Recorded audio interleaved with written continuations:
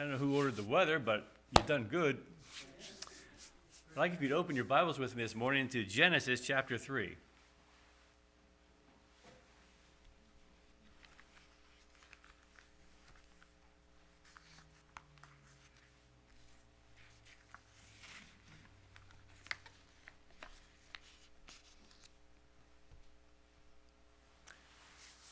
Genesis chapter 3, we'll begin reading in the 15th verse.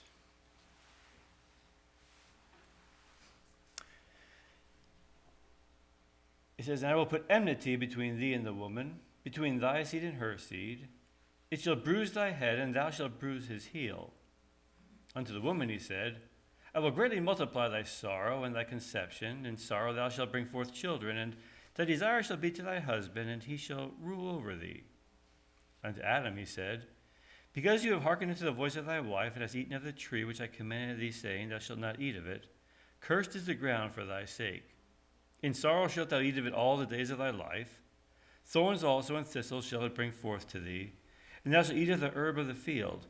In the sweat of thy face shalt thou eat bread, till thou return into the ground. For out of it thou wast taken, for dust thou art, and unto dust thou shalt return." Here in the 3rd chapter of Genesis, we see God informing our first parents that with the entrance of sin into the world, life was going to take some dramatic changes. There would be thorns and thistles, pain and weariness that would make life itself a challenge, wearing them down and leading them ultimately to the grave. But he promised that in the process of time, he would send a Redeemer who would be able to restore all their lost inheritance back to them once again. And we see a beautiful illustration of that, of how God's going to be able to do it for us through a story that's recorded for us in the Old Testament. I'd like if you go with me to the book of Ruth, right after Judges.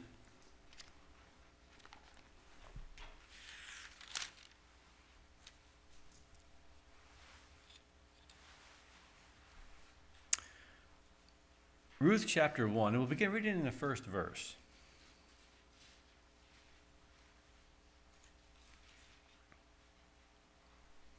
It says, "Now it came to pass in the days when the judges ruled, there was a famine in the land.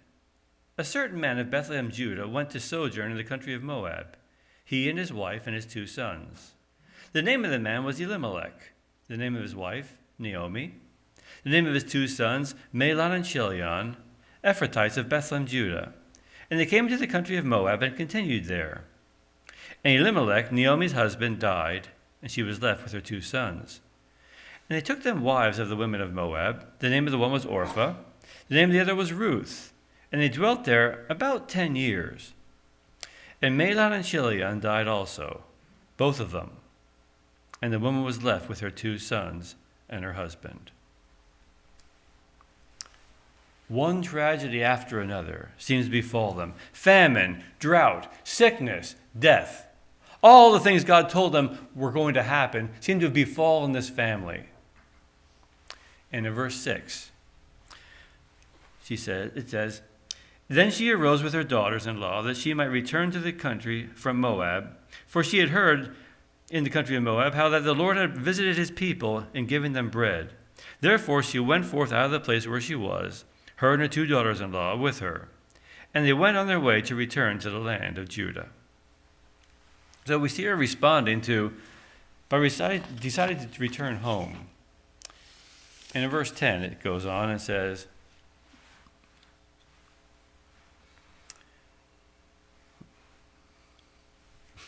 I have a little bit of trouble here. My bifocals I'm trying to get used to, and they ain't lining up right, folks. They said to her, "Surely we'll return with thee to thy people." And Naomi said, "Turn again, my daughters. Why will you go with me? Are there yet any more sons in my womb that ye may be your husbands?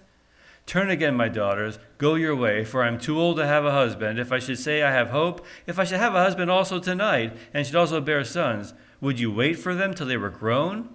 Would you stay from having a husband? Nay, my daughters, for it grieves me much for your sakes. The hand of the Lord has gone out against me." And they lifted up their voice, and they wept again. and Orpah kissed her mother-in-law goodbye, but Ruth clung to her. Folks, this is good stuff.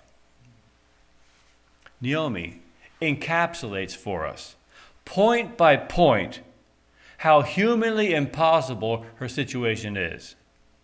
Her husband is dead. Her sons are dead. She's too old to marry and have children again. How are you going to fix that? What do you do when you've done the best you could with the opportunities life has presented you, but things haven't worked out, and you can't go back and do it all over again?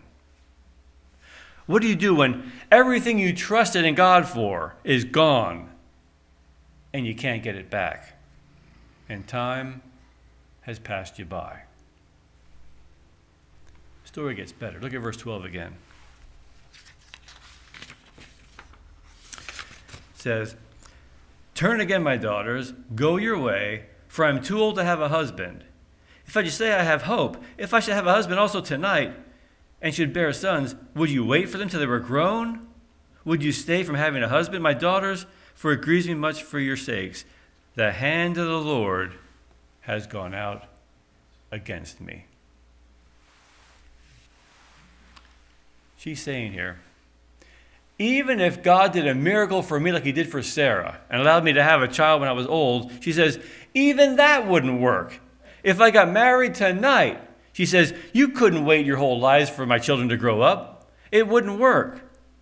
She's saying, even a miracle from God can't fix this mess. Ever felt like that? Her life is ruined. It's hopeless. It's over. She's thought it through. She looked at it from all the different angles, from human and divine, and she comes to the conclusion, it can't be fixed. Her whole life has been wasted. All her labor, all her prayers, everything has amounted to nothing. Furthermore, she says, it's useless to even expect a miracle from God because he's turned his back on her. He's not hearing her prayers anymore. Boy, the Bible can paint a picture, can't it? If ever there was a hopeless situation, folks, this is it. Her husband is dead. Her sons are dead. She's too old to have children. A miracle won't work, and God's not hearing her prayers. And so what do you do? And yet, there's that annoying text in 1 Corinthians chapter 10, verse 13, where we're told that with every temptation, God will also send a what? A way of escape out of it. And we see the way of escape beginning to develop in verse 15. It says, "And she said, Behold, thy sister-in-law has gone back to her people and unto her gods. Return thou after thy sister-in-law. And Ruth said, Entreat me not to leave thee, or to return from following after thee. For whithersoever thou goest, I will go. Whithersoever thou lodgest, I will lodge. Thy people shall be my people, and thy God, my God." She goes on in verse 17, she says, "Where thou diest, I will die, and there I will be buried. And the Lord," notice, Jehovah God, "do so to me, and more also, if anything but death parts thee and me." Here we see Ruth committing herself to the God of Israel for her future. It goes on, verse 19, it says, "So they went, till they came to Bethlehem. And it came to pass, when they came to Bethlehem, that all the city was moved about them." Do you ever notice that when things are going bad, you've lost your job, you failed the course, your dog ran away, everybody wants to know, how are things going? Well, Naomi didn't have any trouble telling people how things were going for her. Look at verse 20. It says,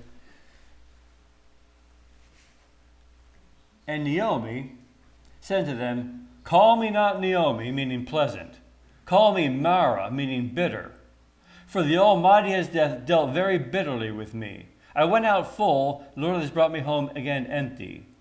When ye call me Naomi, why call ye me Naomi, seeing the Lord has testified against me, and the Almighty has afflicted me? So Naomi returned, and Ruth the Moabitess, her daughter-in-law, with her, which returned out of the country of Moab, and they came to Bethlehem in the beginning of the barley harvest. In Ruth chapter 2, we see what most theologians describe for us as the clearest example of ordinary day-to-day life in the Old Testament. And we're going to see how it is that God works through ordinary means and events to accomplish extraordinary things in the lives of his people. Look at chapter 1, or verse 1 rather, chapter 2. It says, And Naomi had a kinsman of her husband's, a mighty man of wealth, of the family of Elimelech, and his name was Boaz. And Ruth the Moabitess said unto Naomi, Let me go now to the field to glean ears of corn after him whose side I shall find grace. She said to her, Go, my daughter. And she went and came and gleaned in the field, afterward the reapers, and it was her happen chance to light on the part of the field belonging unto Boaz, who was of the kindred of Elimelech. And behold, Boaz came from the Bethlehem, and said to the reapers, The Lord be with you. They answered him, The Lord bless thee. Then said Boaz to his servant that was set over the reapers, Whose damsel is this? The servant that was set over the reapers answered and said, It's the Moabitish damsel that came back with Naomi, out of the country of Moab. She said, I pray you, let me glean and gather after the reapers and the sheaves. So she came and has continued from then even till now, that she tarried except a little bit in the house. And Boaz said unto Ruth, Hear thou not, my daughter, go not to glean in another field, go not neither hence from here, but abide here fast by my maidens. Let thine eyes be on the field that they do reap, and go thou after them. Had not I charged the young men that they shall not touch you? And when you are thirsty, go to the vessels and drink of that which the young men have drawn. Then she fell on her face and bowed herself to the ground and said to him, Why have I found such grace in thine eyes, that thou shouldst take notice of me, seeing I am a stranger? And Boaz answered and said to her, It hath fully been shown me all that thou hast done unto thy mother-in-law since the death of thy husband, and how you left your father and your mother and the land of your nativity, and have come into a people which thou knewest not heretofore. The Lord recompense thy work, and a full reward be given thee of the Lord your God of Israel, under whose wings you have come to trust. Then she said, Let me find favor in thy sight, my Lord, for you have comforted me, for all thou hast spoken friendly unto thine handmaid, even though I am not like one of your handmaids. Then Boaz said to her, At mealtime, come over here and eat bread, and dip the morsel in the vinegar. And she sat beside the reapers, and reached her parched corn, and she did eat, and was sufficed, and left. When she was risen up to glean, Boaz commanded his young men, saying, Let her glean even among the sheaves, and don't reproach her. Let also some grain fall on purpose for her, and leave it, that she may glean among them, and rebuke her not. So she gleaned in the field until evening, and beat out that which she had gleaned. It was about a bushel of barley. She took it up and went to the city, and her mother-in-law saw that she had gleaned, and she brought forth and gave it to her. And her mother-in-law said to her, Where did you glean today? And where did you wrought? She says, Blessed be he that took notice of thee. And she showed her mother-in-law with whom she had wrought. And she said, The man's name with whom I wrought today is Boaz.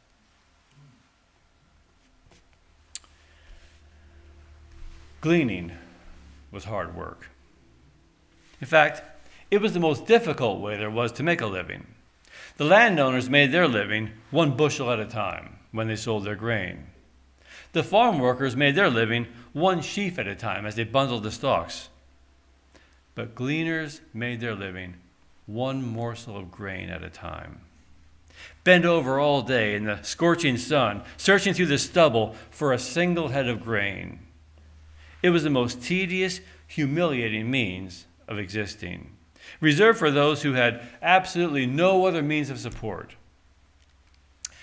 In Leviticus chapter 19, God established a principle that we looked a little bit at this morning in Sabbath school. We'll look at it again. Leviticus chapter 19.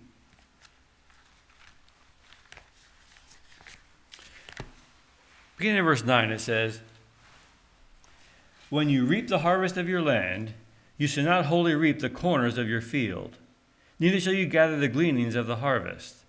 Thou shalt not glean thy vineyard, neither shalt thou gather every grape of the vineyard. Thou shalt leave them for the poor and the stranger. I am the Lord your God. God had given them instructions regarding the practice of gleaning. Now, he said, when you harvest your fields, in the corners where the pollination isn't quite as good and the harvest is thin, he says, don't even bother with that. And once you pick your grapes, don't go back and try to look for every little last one you might have missed. He says, leave those for the poor and for the strangers. Now, to a capitalist, that's insanity.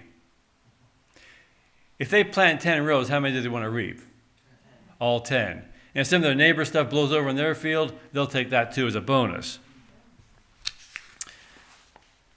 When God told them to leave some of the harvest, he wasn't just thinking about a welfare program for the poor and needy.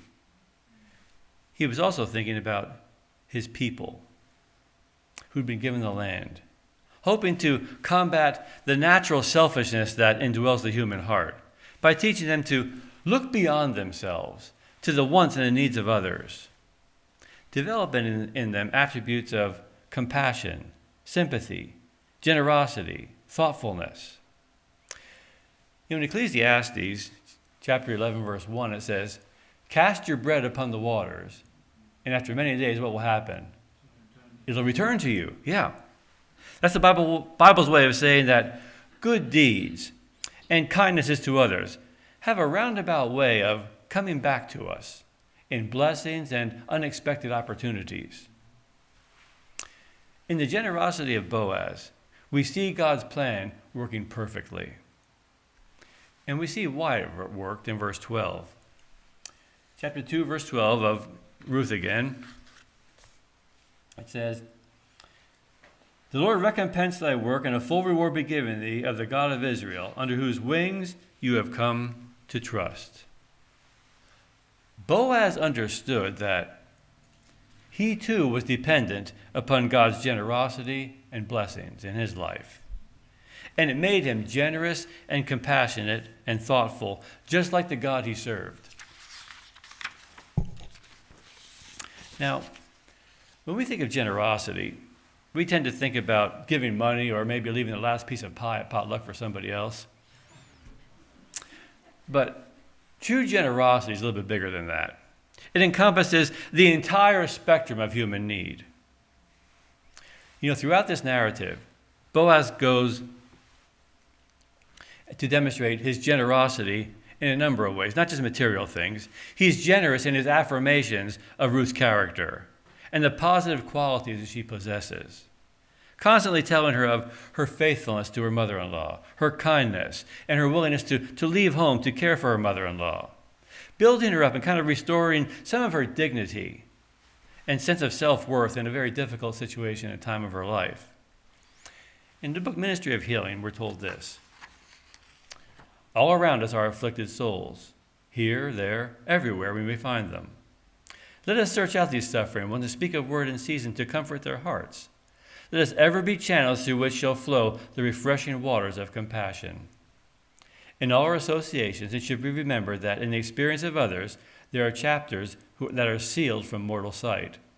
On the pages of memory are sad histories that are sacredly guarded from curious eyes.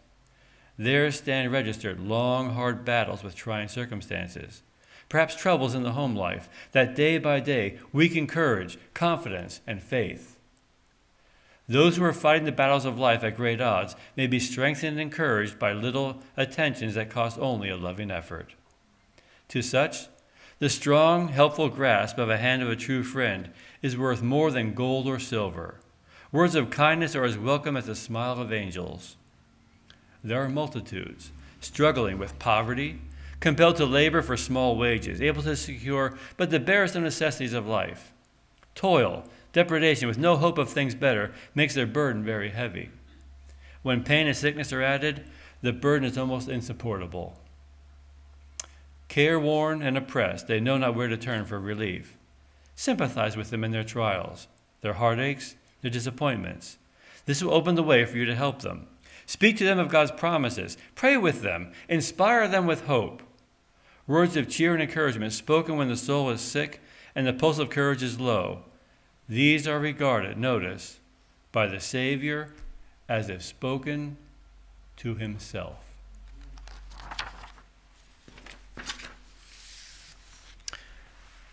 I want to show you the effect of Boaz's thoughtfulness. Look back at Ruth chapter 1, verse 20. It says, and she said to them, call me not Naomi, call me Mara, for the Almighty has dealt very bitterly with me. Now look over at chapter 2, verse 20.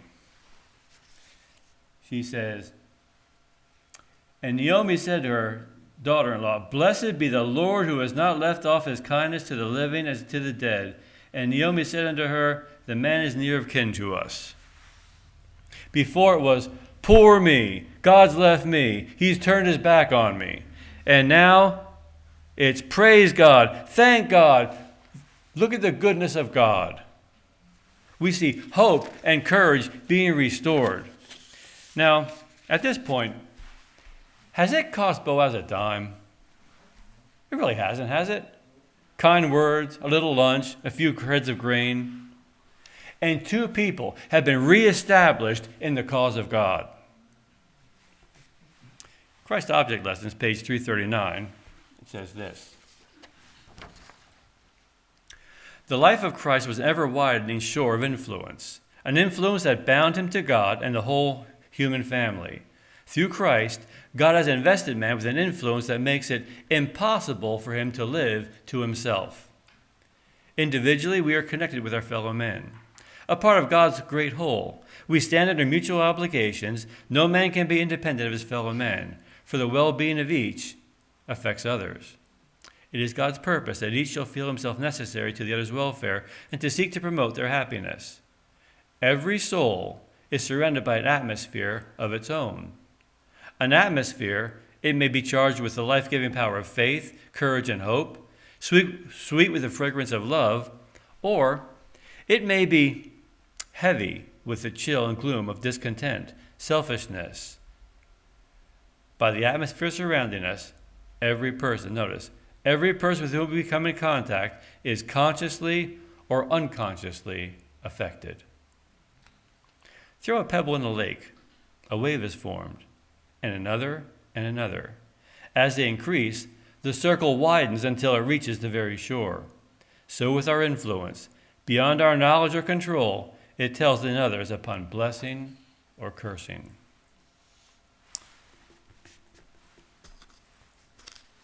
A few moments ago, I read you a passage from the Ministry of Healing. You know where I got that from? Back in 1967, our family started attending church down in Bethlehem for the first time. While we were in Sabbath school class, I was maybe 5 or 6 years old, my mom was talking to somebody, and they were talking about the Spirit of Prophecy quotations in Sabbath school lesson. She says, well, I really don't have any of those books. She says, I really can't, look at that. And a little old lady sitting there says, she says, I have some used books I could give you if you want them. And she did. The next Sabbath, she brought the books there and gave them to my mom. She didn't know then that little boy hanging on her skirt would one day grow up to be a church elder who would use those books to present sermons to dozens of people. Nor did she know that some of those sermons would be taken and put on something called the internet, where it would go around the world so everyone could hear the truths of God's word. Think of the reward, the potential reward awaiting her for that one single act of kindness. Probably, there's nothing as damaging to a church or as pathetic to watch as a church member who in their words and actions uses or mistreats other people. They can tell you about the cross and the second coming and the mark of the beast, but they've never learned of the grace of Christ. 2 Peter, the apostle, says that these people have gone the way of Balaam. You remember him, don't you? He's the guy who had less sense than his donkey. Balaam wanted Balak's riches and honor so much that he was willing to bring a curse upon Israel. And Peter calls these people spots or stains on the church. He says, because of their influence, the way of truth would be evilly spoken of. So full of themselves that people will look at them and say, if that's what going to that church does for you, I don't want any part of it. And he says that their end is going to be the same as was Balaam's. You know what would have happened if Boaz had come to the field that first morning and Ruth was there and said, oh my goodness, not another gleaner. How many people am I supposed to help? She's a foreigner. What am I, the United Nations? Send her on her way. You know what would have happened? There would be no chapter 3 or 4 of the book of Ruth. And Boaz would have cut himself off from the means through which God was intending to bless him.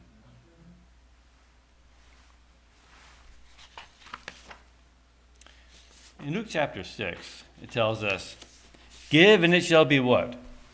Given unto thee. And we think, if I put $5 on the offering plate, maybe I'll get a job promotion or something. But Boaz was generous.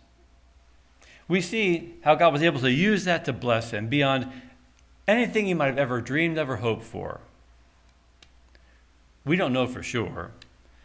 But given his circumstances in the story, Boaz may have been a widower whose wife died without ever giving him any children. Whatever the case may be, it's obvious from the story that he was very impressed with the attributes of character Ruth displayed in her conduct and deportment. It's not uncommon when a young lady is in difficult circumstances and all alone for people to try to take advantage of her, whether it's farmhands or construction workers or congressmen, to see an opportunity to take unfair advantage of her as an individual. And Boaz immediately sees to it that that doesn't happen by putting her under his care and protection and telling his farmhands, hands off. And it's apparent on her part that Ruth admired Boaz as well. There's a telling statement in chapter 2, verse 21, where she says, and Ruth the Moabitess said, he spake unto me also, thou shalt keep fast by my young men. She says, he singled me out and he spoke to me. He addressed me personally. He said, stay here, don't go anywhere else. Apparently, she appreciated his personal attention. Now, I need to pause here for a moment because it's easy to get caught up in the story and to just think, hurry up and marry him, girl, you just hit the jackpot. But there's some stuff going on here that we need to keep in mind because Ruth has come to a crossroads in her life. And it's the same crossroads that everyone here who has ever been baptized has come to. A time when we need to decide to either hold on to the past, where you were and the security it provides, or to take hold of the future that God is leading into with all of its uncertainties. I don't know if you ever thought about it or not. But there was a day when Jesus had to make the same type of decision to close the door of the carpenter shop in Nazareth for the last time, to move on to what he believed was God's will for him. And he did it by faith. He didn't hear the voice from heaven confirming who he really was until after his baptism. And that's where Ruth is at. If she goes forward with this, it's going to change everything about her life. Up until now, she's been known as the widow girl from Moab. She's been living out the results of her past as a widow. But if she follows Naomi's suggestions, that's all going to change. She'll no longer be the widow girl from Moab. She'll be Boaz's wife and a prominent member of their community. And we see her decision in verse 5. You can go back with me to Ruth chapter 3. We'll pick up the story again. It says, then Naomi, her mother-in-law, says to her, my daughter, shall I not seek rest for thee, that it may be well with thee? And now is not Boaz of our kindred, with whose maidens you wrought? Behold, he winnows barley tonight in the threshing floor. Wash thyself, therefore, and anoint thee, and put on a raiment upon thee, and go down to the floor, and make not thyself unknown unto the man, until he shall have done eating and drinking. And it shall be that when he lies down, you shall mark the place where he is lying, and you shall go in and uncover his feet and lay down, and he will tell thee what you shall do.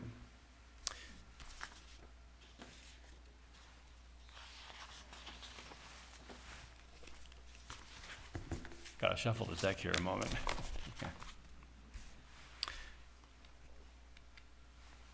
Now, apparently for 2 or 3 months, Ruth and Boaz had been going through the harvest together.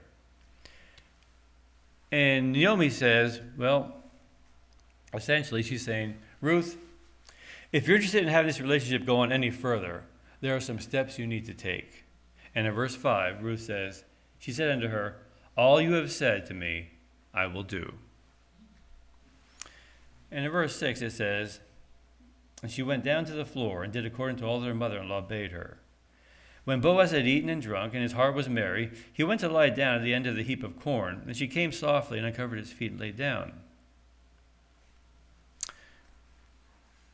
And it came to pass, at midnight, the man was afraid and turned himself, and behold, a woman lay at his feet. And he said, who are you? And she answered, I am Ruth, your handmaid.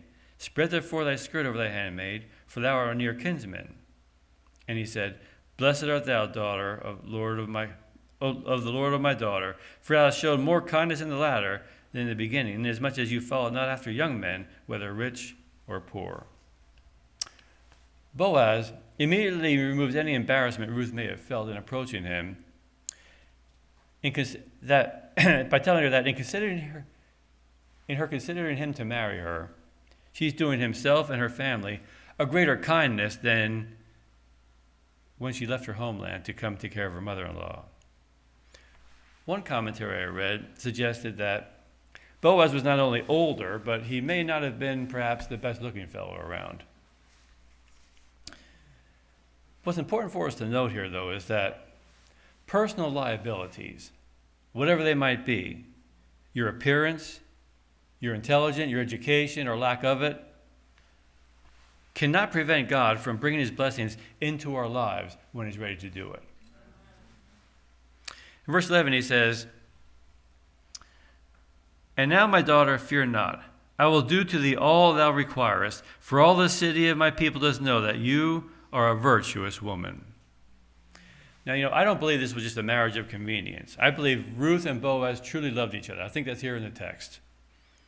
And the following verses tell us of how skillfully Boaz handled all the technical details of this arrangement. In chapter 4, verse 13, it says,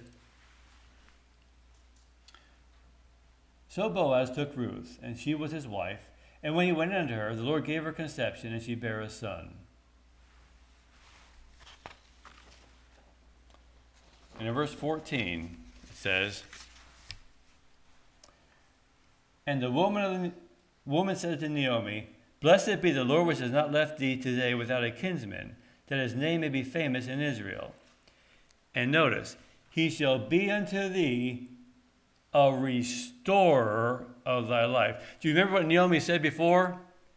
He says, this situation is completely impossible. She read off the whole laundry list. She says, my husband's dead, my sons are dead, I'm old, a miracle won't work, God's not hearing my prayers. And yet it says, he shall be to thee a restorer of thy life and a nourisher of thine old age. For thy daughter-in-law which loveth thee is better to thee than 7 sons now born unto thee. Here in verse 15, we see the blessing of trusting in a God who can do the impossible. Restoring her life and adding his blessings by bringing her and her family into the kingly line from which would come the Messiah, the Son of God, the one who would be able to restore the eternal inheritance once promised to Adam and Eve. And in verse 16 it says,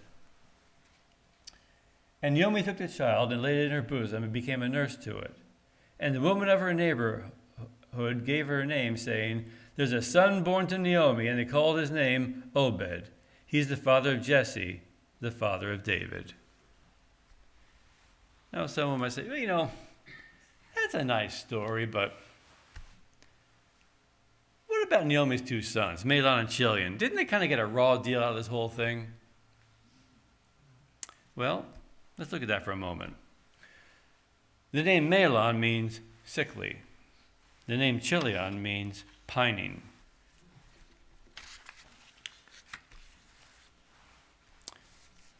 We don't know for certain, but if their names are any indication, it appears that both of them may have had serious health problems from little on up.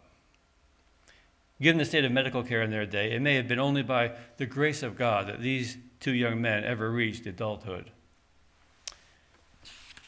And if that's the case,